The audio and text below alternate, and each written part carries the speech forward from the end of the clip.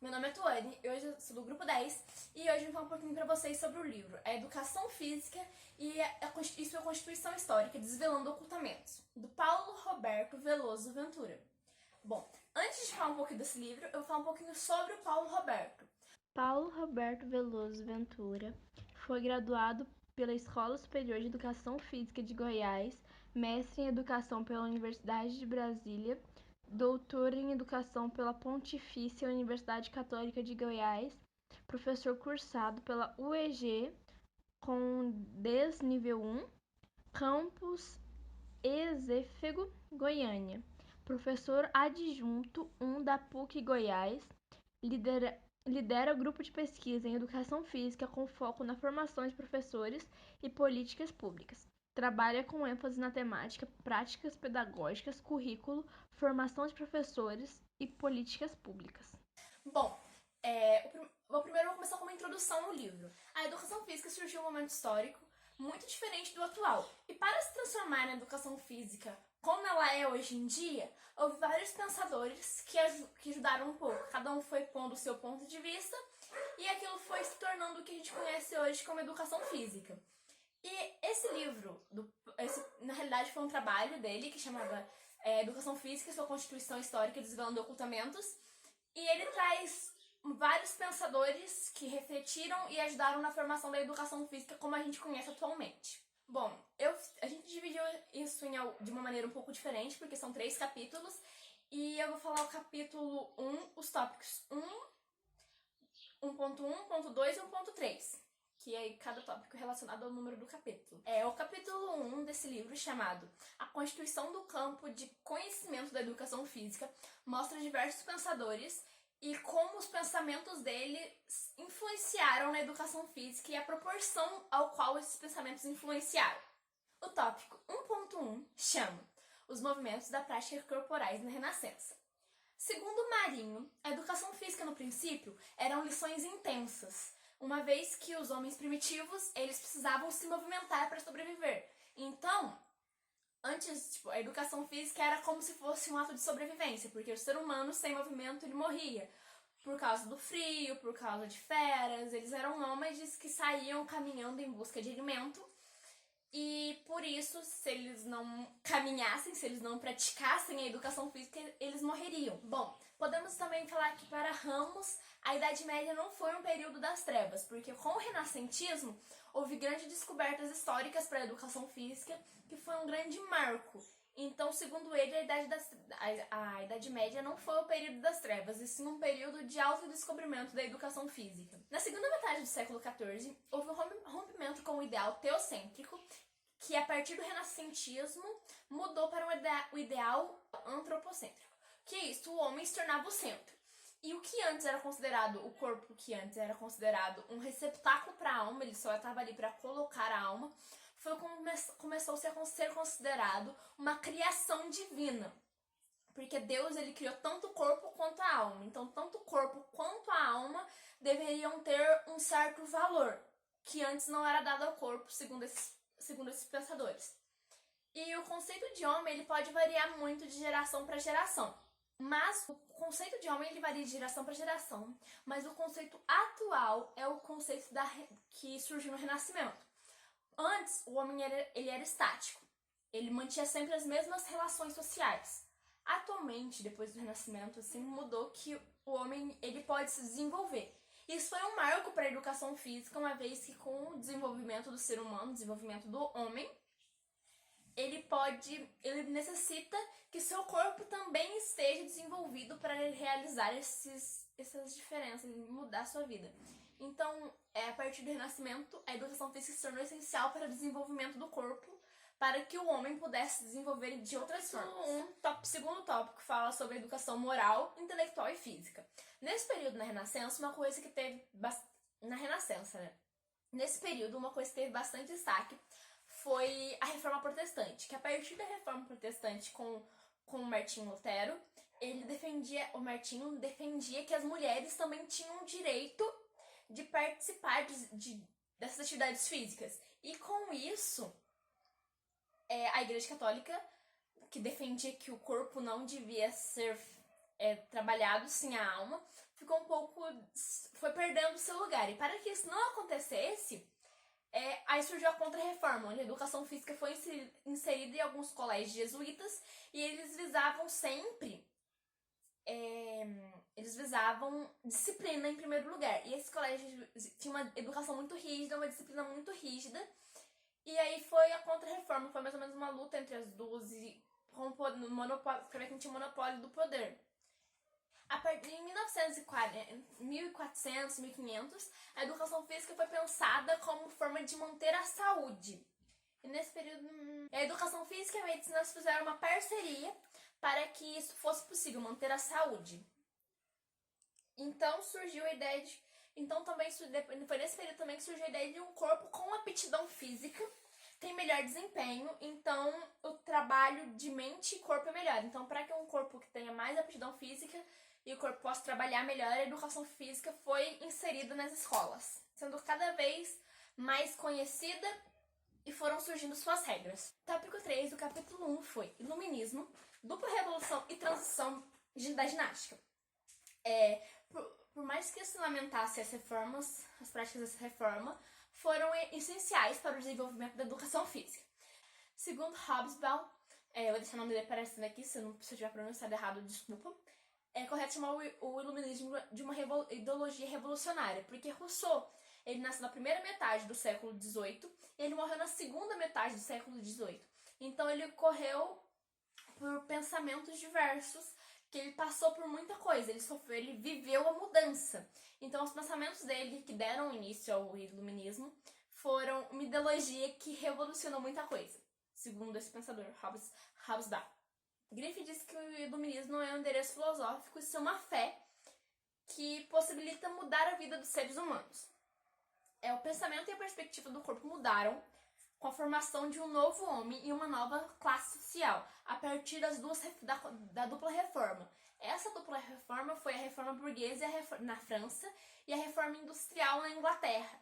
Essas reformas elas não poderiam ter acontecido em outros lugares, porque a sociedade, tudo já estava preparado para que isso acontecesse. Então acho que foi no lugar certo e no momento certo. No Renascimento, vários países eles estudavam a prática dos esportes, mas foi na Itália que surgiu o primeiro jogo de bola, que foi o chamado futebol, nomeado depois pelos ingleses. Segundo Soares, a educação física logo faria parte do estudo da moral do cidadão. E muitos historiadores dizem que o naturalismo veio de Rousseau. Marx discorda. E Marx ele discorda desse pensamento. E segundo Griffe Marinho, Rousseau ele foi de muita importância, porque em um período onde se visava treinar a mente, estudar bastante, ele dizia que um corpo treinado traria um desenvolvimento maior à mente. Então dizia que teria que treinar o corpo para treinar a mente. E Rousseau também contribuiu para a Revolução Burguesa. Então, na educação física, Rousseau também teve grande importância. Segundo Soares, Rousseau ele não tinha a intenção de moldar as crianças, ele tinha a intenção de fazer elas pensarem com as próprias cabeças. Ainda no capítulo 1, o tópico 1.4 é dividido em outros 3 tópicos. 1.4.1, 1.4.2 e 1.4.3, que a gente vai ver um pouco mais pra frente. E esses tópicos eles falam dos métodos ginásticos europeus. Com as contribuições de diversos estudiosos, as práticas corporais que se constituíam com base na ciência biológica, surgiu áreas de conhecimento que moldavam a sociedade. Então, a partir desse momento, se tornou muito importante. E um processo histórico que os homens e mulheres, eles lutaram por condições sociais iguais. Com esses processos históricos, surgiu o burguês conquistador, que implantava pensamentos revolucionários, e com o burguês capitalista, que surgiu a explicação da revolta das classes oprimidas. Esses dois tipos de burgueses, eles eram responsáveis pela revolta das classes. Os burgueses capitalistas, eles aceitavam as classes que elas são e concordavam com isso. Nesse período, havia também um movimento liderado por Napoleão que acabou com todos os feudos. E com isso, a partir disso também não houve nem perdedores nem vencedores, apenas houve perdas culturais muito grandes. E esse movimento de Napoleão visava a expansão territorial. No final do século XVIII, a partir do século XIX, surgiu a questão: como seria a educação física no século XX? Agora o tópico 1.4.1, os métodos ginásticos na ancoragem nas ciências. Na segunda metade do século XVIII, na primeira do século XIX, surgiu os métodos ginásticos europeus que ensinavam na escola uma educação física baseada na fisiologia e anatomia e os conhecimentos biológicos. Então, elas abordavam a saúde e o desenvolvimento. E no século XIX, a educação física reemergiu depois de muitos momentos difíceis no século anterior. As dificuldades que a educação física encontrou antes do século XIX tomam um cenário totalmente diferente no século XIX, com a nova concepção de homens e mulheres. Essa abordagem gerou muitos debates e discordâncias e muitos pontos de vista contrários, mas foi um movimento que contribuiu com o movimento da educação física. Então, a educação física passou a ser estudada como parte da anatomia, fisiologia e também os médicos e higienistas também faziam parte. Na Suécia, nas escolas, a educação física era baseada em saúde. Então, a educação física visava movimentos que priorizassem a saúde do indivíduo. E nas escolas francesas, a educação física foi investida nos esportes, criação de novos esportes e nova tendência. Marinho diz que é importante ressaltar que neste período os pensamentos expressam fisiologia, poesia e teologia, o que era mais vigente na época dessa maneira. Era o que as pessoas mais demonstravam. Então, fisiologia, poesia e teologia eram os pensamentos mais próprios dessa época. Agora a gente vai falar um pouquinho sobre o capítulo 1.2. Agora a gente vai falar um pouquinho sobre o capítulo 1, ainda o tópico 4.2, que fala sobre os métodos ginásticos e seus contextos pedagógicos. Um dos maiores pensadores nesse capítulo citados é o Bazendal. Não sei falar o nome dele, vou deixar o nome dele escrito aqui embaixo.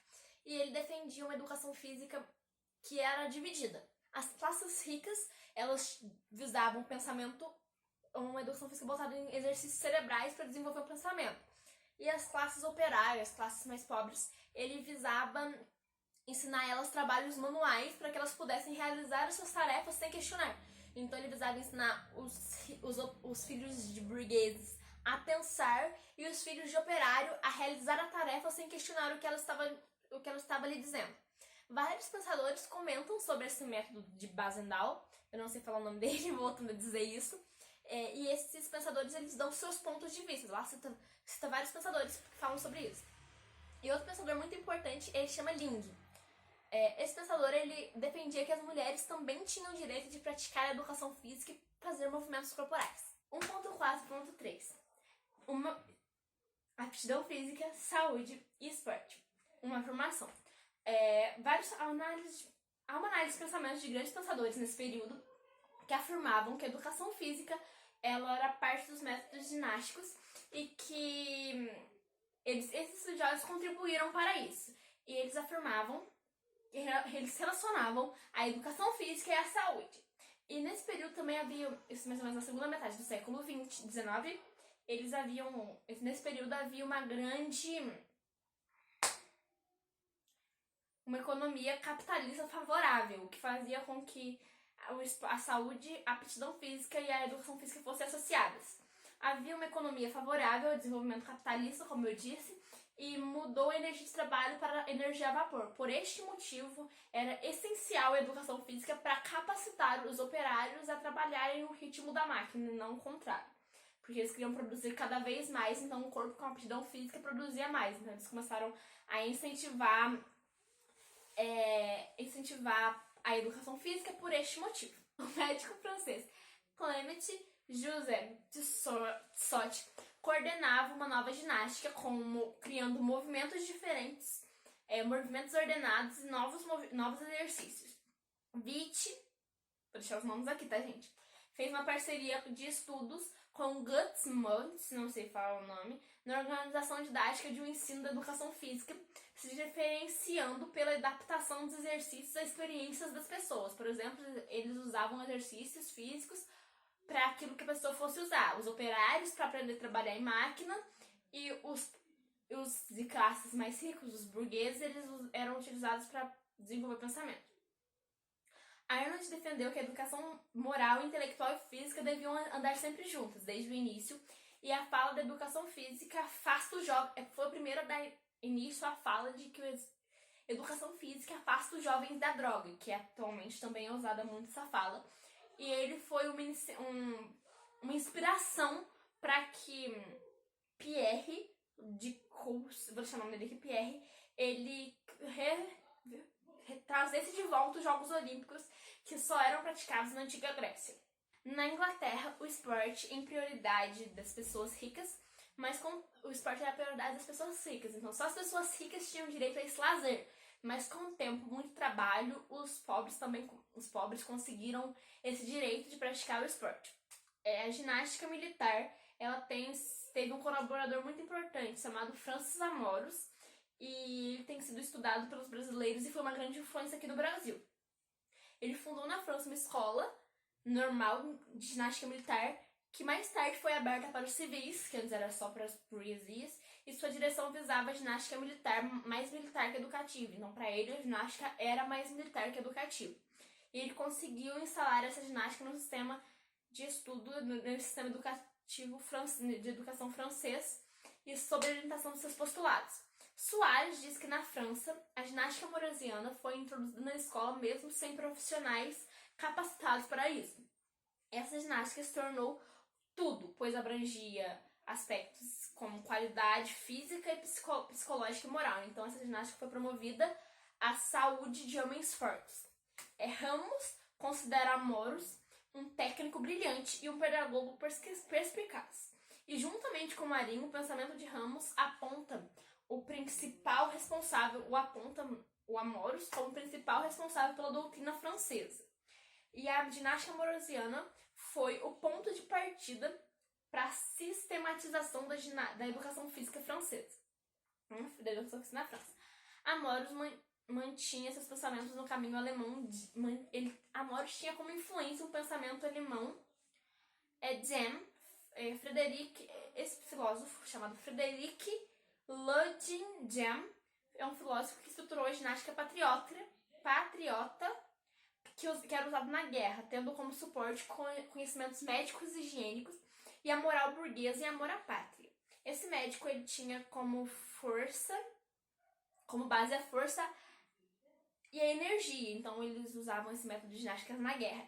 É comum que os historiadores da educação física afirmem que os métodos ginásticos europeus foram criados embaixo do sentimento nacionalista, uma vez que eles eram todos usados para a guerra, então eles tinham um sentimento muito grande nacionalista para que esses métodos fossem criados. Havia um pensador, ele era tchecoslovaco, ele chamava Thiers, e ele usava a ginástica como estrutura para métodos de guerra. E o movimento humano até existente não eram suficientes, então ele inventou novos movimentos. Movimentos até então existentes não eram suficientes, ele inventou novos pensamentos. E até então vários pensadores foram baseados nesses pensamentos que foram inventados, e nesses pensamentos já tendo antes, e eles tiveram isso como base. O pensamento de Adolf Spies sofreu influência de seus antecessores. Eu não vou falar todos os pensadores, que tinham muita coisa, então eu tô pegando só os mais importantes. O que eu acho que é mais importante, né? Os pensamentos de Adolf Spies sofreu influência dos seus antecessores. Ocupou-se da ginástica, e ele foi um professor de ginástica, história e canto. Spies foi um dos que alcançou uma ginástica estruturada nas escolas, e a ginástica tinha que o corpo perfeito fosse facilmente praticado por todos, sem exceção. Então ela tinha visado que a ginástica não tinha um corpo perfeito, todos podiam praticar sem exceção nenhuma, e ela ajudou no desenvolvimento humano. Spies usava uma música ritmada para os exercícios e era tipo marchas. Marinho o considera um grande destaque nesse processo pedagógico da educação física. Ele aponta que o trabalho de Spies não se fundamentou na educação base e sólida, mas ainda assim melhorou a classificação dos exercícios recorrentes. Soares difere do pensamento de Spies e critica o modo no qual ele pensa. Então ele diz que seu modo é mecânico e funcional. E é isso, agora eu vou passar para o Anderson, que ele vai falar um pouquinho sobre um pouco dos outros tópicos. Bom dia, professor. Bom dia, pessoal. Meu nome é Anderson e eu vou fazer a continuação do primeiro capítulo, que vai abordar a educação física e suas amarras históricas, a ginástica feminina moderna e funcional e a expansão da educação física. Dando início aí com a educação física e suas amarras históricas, estruturada em uma área de conhecimento científico, as práticas corporais melhores elaboradas pelo método ginástico europeu ganharam status na comunidade científica após a política europeia. O sistema capitalista, ao entrar em uma nova fase consolidada da sua ascensão ao patamar de dominante, compreendido esse detalhe estratégico da classe burguesa, passa então da condição revolucionária para a classe hegemônica. Fernand Lagman é um cientista francês que estudou os efeitos fisiológicos e higiênicos dos exercícios físicos. Viajou para a Suécia para pesquisar o método de Linge, a partir de quando passou a defender seus postulados. Ele era adepto à prática de jogos ao ar livre e condenava especialmente as atividades em aparelhos, afirmando que os exercícios promoviam anomalias, como o desenvolvimento maior do tronco em relação às pernas e uma redondeza nas costas, que ele entendia como uma verdadeira deformidade. Agora eu vou falar um pouco sobre a ginástica feminina moderna e funcional. No espectro da ginástica feminina, seu movimento surge para preencher um vácuo histórico culturalmente fortalecido pelos dogmas religiosos da Idade Média, persistidos historicamente, não oportunizando a mulher participar das práticas corporais. Apenas a dança era permitida, assim mesmo em condições pautadas pelas determinações de comportamento, o que implicou a ginástica feminina moderna a atacar o seu aparato, o conteúdo da dança, a partir das vivências e habilidades técnicas exigidas para uma bailarina. Foi Ling que, de forma consistente, deu abertura à sustentação para que a ginástica pudesse ser pensada também para exercitar as mulheres, dando os primeiros passos para a sistematização de exercícios com as características femininas. O movimento da ginástica feminina ganhou um novo fôlego com a influência das irmãs Isadora e Elizabeth Duncan, americanas que se mudaram para a Europa, com o objetivo de desenvolver estudos sobre a arte e o corpo, o ritmo e a dança. Elizabeth, mais próxima à pedagogia, desenvolveu os princípios de um treinamento técnico, cuja base exigia alcançar a arte soberana que se unificava à vida e à dança.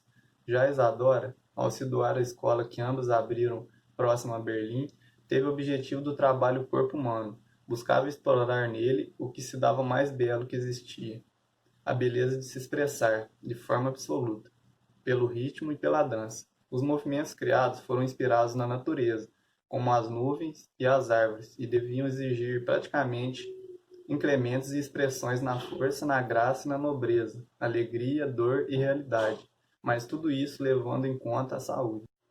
Falando um pouco sobre a expansão da educação física, todo esse acúmulo histórico que gerou o conhecimento da educação física no continente europeu foi a base para o desenvolvimento da área pelo mundo. Apenas nos Estados Unidos continuaram com esse modelo de práticas corporais. No mais, em outros países foram ocorrendo algumas transformações, não seguindo os modelos desenvolvidos até então. Do século XVIII ao século XIX, outros americanos contestaram a falta de práticas corporais nas escolas. Aos poucos foram ganhando seu espaço, mas as atividades eram desenvolvidas fora do horário das aulas, não necessitando de professores. Com a chegada da Guerra Civil, foi desenvolvido o chamado Sistema Americano, com destaque da calistenia. Catherine Becker contribuiu colocando no mesmo patamar da educação moral e educação física, que desenvolveu o sistema calistênico para as mulheres, com simples exercícios com música. Dio Leves, doutor e professor em medicina, procurou desenvolver o melhoramento físico dos americanos, elaborando um novo modo de ginástica, não dedicado aos atletas, mas sim aos que necessitavam. Ele então criticou crenças sobre a ginástica ser apenas para ginastas. Confrontou o treinamento militar, dizendo que desenvolvia apenas a parte superior do tronco, com rigidez e posições forçadas. Também não aceitava separações de homens e mulheres nas práticas. A educação física brasileira foi desenvolvida em base europeia e com algumas influências americanas nas constituições de conhecimento sobre ginástica feminina. A Constituição da Educação Física nas Práticas Corporais, cujo movimento era humanista e o nascentismo, e adentra as revoluções industriais da Inglaterra e burguesa da França, ganha reconhecimento por se ancorar nas ciências biológicas, mas só é vista pelo funcionalismo da produção capitalista, chegando assim a ser instalada no Brasil.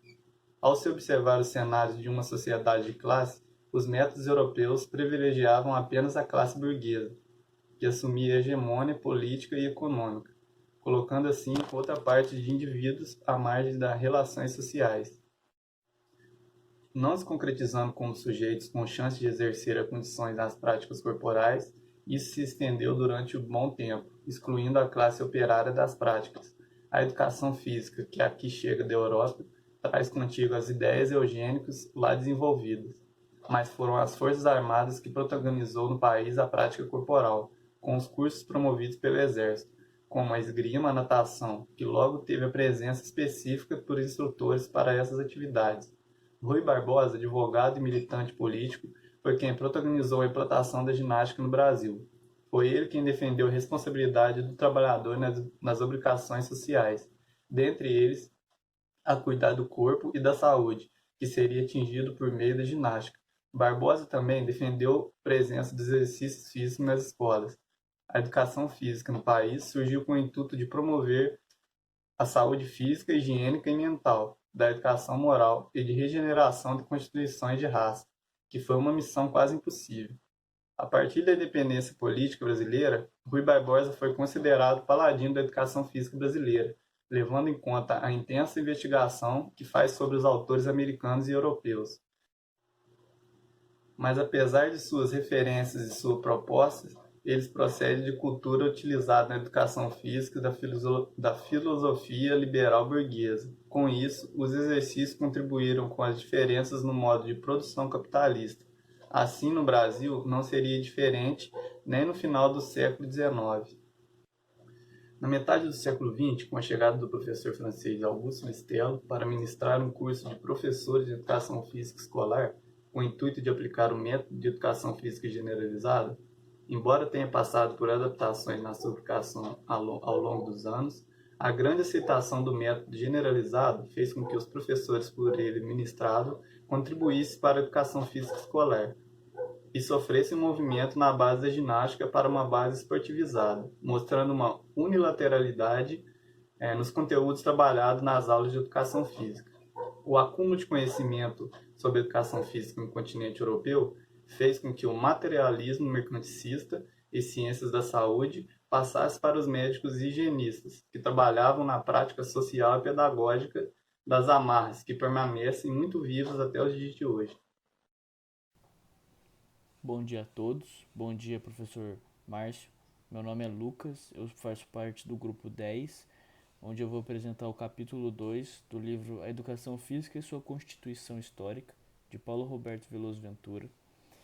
Para a gente continuar, eu preciso explicar o que é CONBRACE, que é o Congresso Brasileiro de Ciência do Esporte, e o Simpósio Internacional, que é um evento binomial que visa sensibilizar gestores de diferentes esferas sobre a importância da política baseada em evidência científica. E nesse capítulo é evidente ver que a junção da educação física com a ciência. A gente consegue analisar, lendo esse capítulo, que muito antes da CONBRACE e do Simpósio Internacional acontecerem, ciência e educação física eram coisas muito diferentes. A ciência era só parte de pesquisa e a educação física era somente para a área do corpo, né? Que era envolvida com o militarismo, então sendo somente para melhora do corpo para ser um soldado melhor. Então, a partir de 1987, ocorreu a primeira CONBRACE e logo no ano seguinte ocorreu o primeiro simpósio internacional, onde eram discutidos assuntos, temas e artigos, e foi quando começaram a cogitar a fusão da ciência com a educação física para uma melhor produção e deixar de ser um corpo militar para ser um corpo saudável, ginástico e esportivo.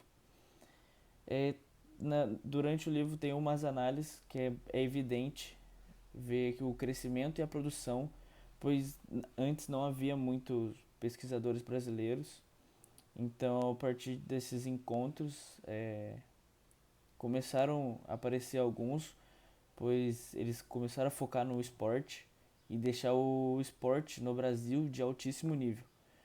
E com isso, fazendo com que o Brasil ganhasse um maior significado na educação física, tivesse um olhar diferente na educação física brasileira. Então, após vários encontros, né, vários eventos, o Centro de Estudos Laboratório de Aptidão Física de São Caetano do Sul teve uma grande importância na melhoria das pesquisas, onde o objetivo deles era avaliar os resultados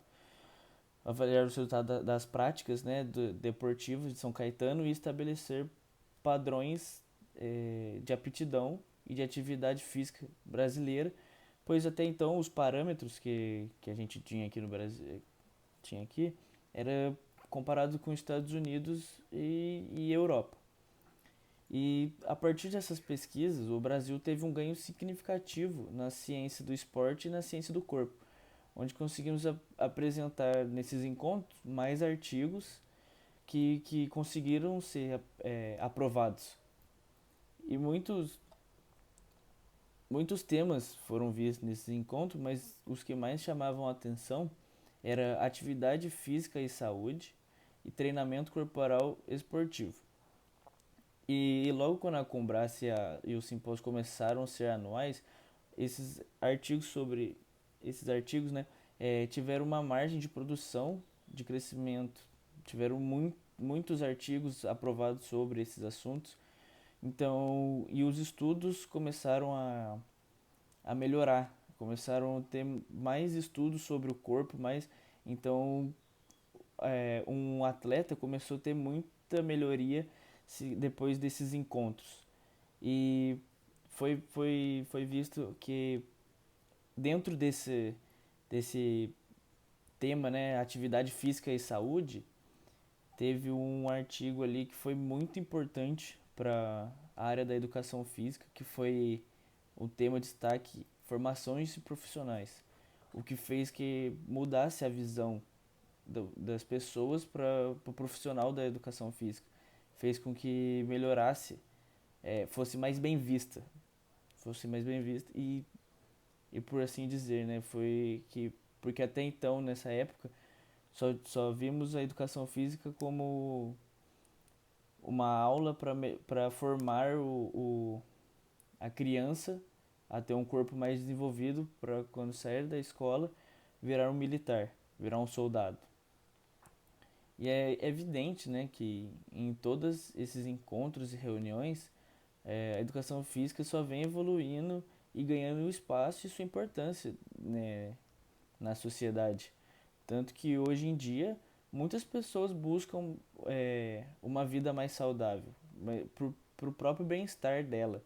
E com isso, com essa fusão, né, da ciência com a saúde corporal, tem melhorado a saúde das pessoas, deixando elas muito mais proativas, fazendo com que as pessoas deixassem de ser cansadas por causa de trabalho,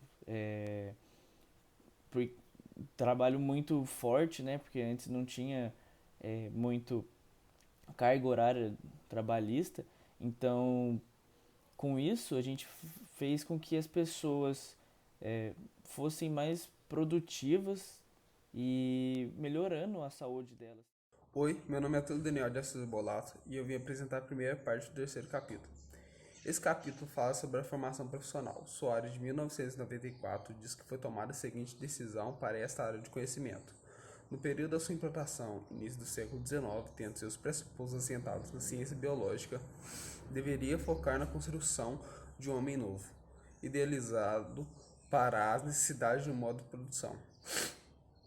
Um homem produtivo estruturado na organicidade de um homem biológico. Soares também diz que o novo homem, instituído pelo Estado burguês, deveria suportar uma nova ordem política, econômica e social para a produção das novas bases ideológicas, ou seja, um novo modo de produção. No texto fala: a contribuição desse homem novo, portanto, será integral. Ele cuidará igualmente dos aspectos mentais, intelectuais, culturais e físicos.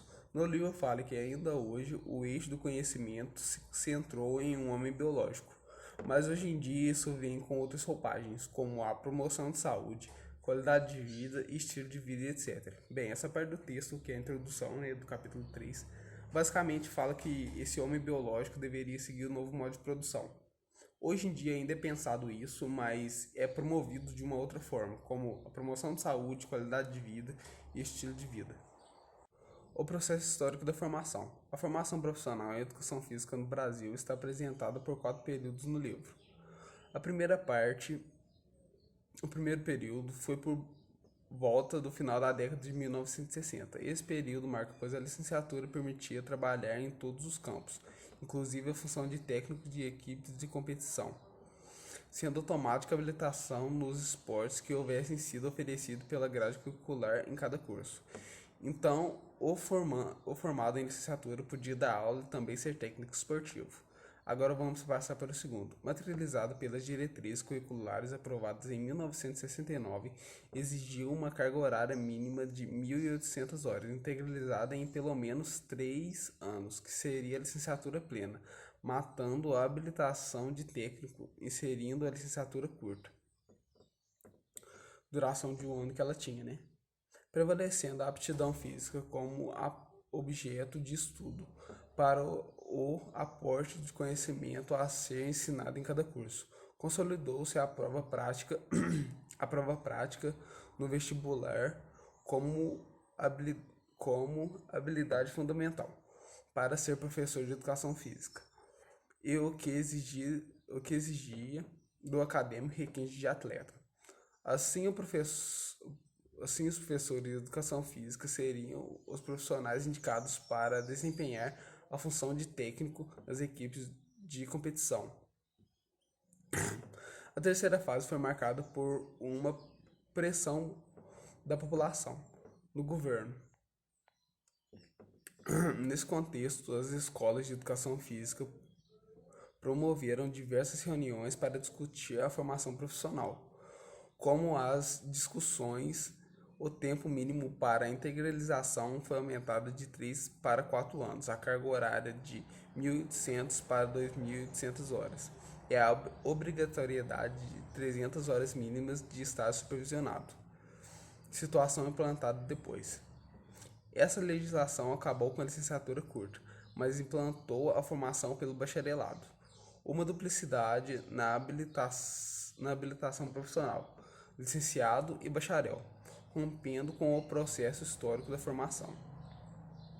Essa divisão pesou bastante na educação física, porque historicamente a formação vinha se sustentando por uma formação generalista, com a opção pelo bacharelado, pois o licenciado meio que atendia todo o mercado de trabalho praticamente. A quarta, que se constitui pela atual política curricular, com a formação em educação física, teve suas primeiras manifestações a partir da primeira manifestação a partir das análises iniciais e críticas sobre as diretrizes de 1980. O texto fala: a educação física encontra-se esquartejada e atravessa uma crise de identidade. Só uma reconceitualização radical pode dar à educação física seu lugar na sociedade. Foram muitos encontros, reuniões, simpósios e congressos de estudantes e profissionais na área que acabaram por configurar os anos 80 como a década da crise da educação física. A função dos calorosos e polarizados debates sobre a formação profissional, licenciatura, bacharelado, mercado de atuação, escola ou clubes e academias, qual classe social a educação física estava servindo, proletariado ou burguesia, usos políticos ideológicos da educação física e de esportes, e a não menos famosa discussão do objeto de estudo. E é justamente em fim da década de 80 em que a estrutura curricular até então vigente e alterada a partir da Resolução número 3/87. Tal resolução contribuiu em algumas medidas para a melhoria da formação. Com ela, passamos a ter a possibilidade de formação em nível de bacharel, configurado de forma mais adequada, profissional que iria atuar em âmbito não escolar, mantendo-se a graduação em nível de licenciado. Agora, a parte 3.2. Essa parte do capítulo mostra a divisão do curso e porquê dela. As diretrizes curriculares acharam um meio para atender o mercado e o sistema produtivo da sociedade capitalista, dividindo o curso de educação física e bacharelado. As diretrizes seguiram em primeiro plano a lógica das demais áreas de se ter um profissional pesquisador, sob a alegação de que o licenciado deveria cuidar do ensino.